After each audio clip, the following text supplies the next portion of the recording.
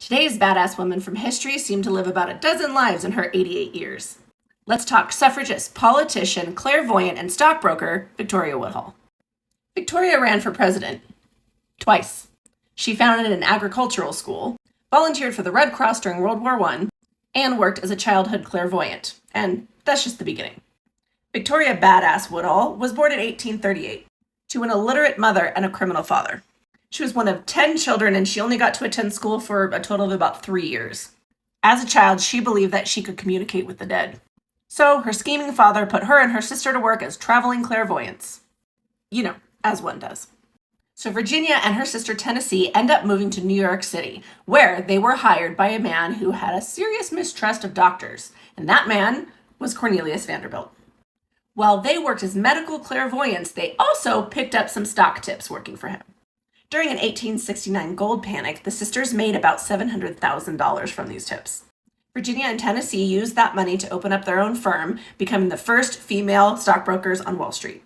It should be noted that neither of those women had a seat on the New York Stock Exchange because that wouldn't happen until 1967. Okay.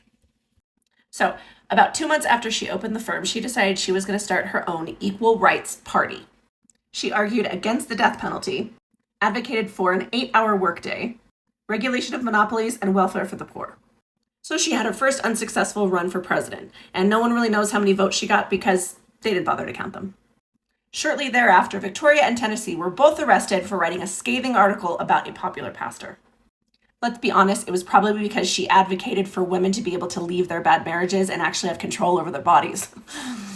Victoria was not your average suffragist. She advocated for free love and even shared an apartment with her husband, ex-husband, and lover.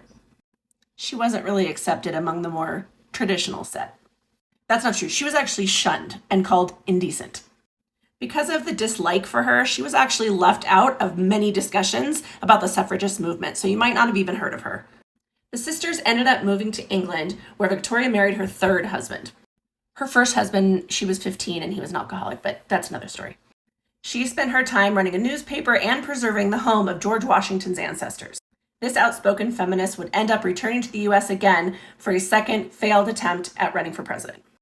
Victoria wasn't just a suffragist.